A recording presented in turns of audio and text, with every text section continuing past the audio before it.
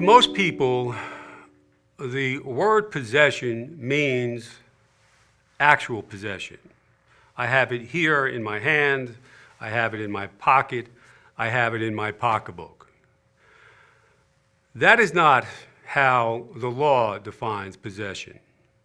The concept of possession in the law is a lot broader.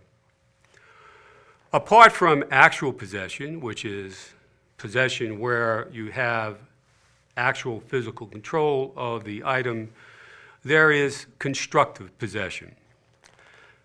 Constructive possession is a situation where the individual knows what the item is, knows where the item is located, and is able to exert control over the item. I guess a classic example of that is you and I are partners in a law firm, and we're seated at a conference table, and there's a book in between both of us.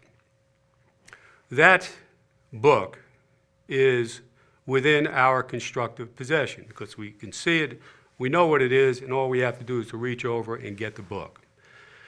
In addition to constructive possession, there is joint possession.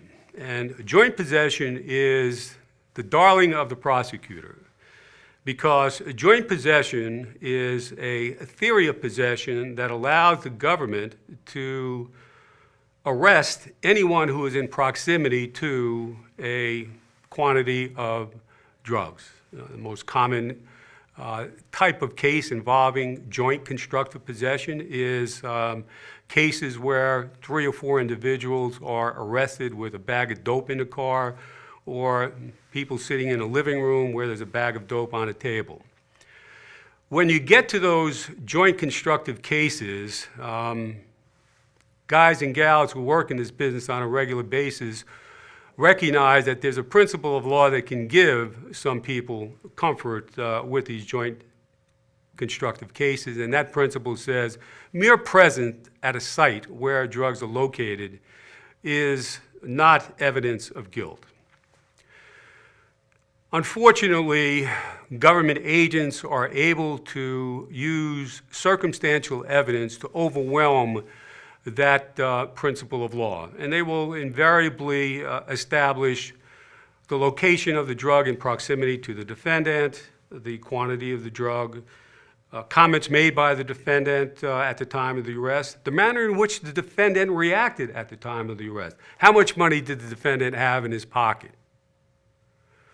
In those cases, it's very important for a trial lawyer to start developing the factual nuances associated with the arrest. It is important to interview witnesses as soon as possible, and that's so because under these circumstances, the witnesses are the people in the room, and under most circumstances, some of these witnesses are going to be pressured by the government and ultimately become turncoat witnesses. So you need to get out there and you need to interview these people as soon as possible, capture a record so that if one of these witnesses decided to flip, you have a document that can assist in cross-examination at the time of trial.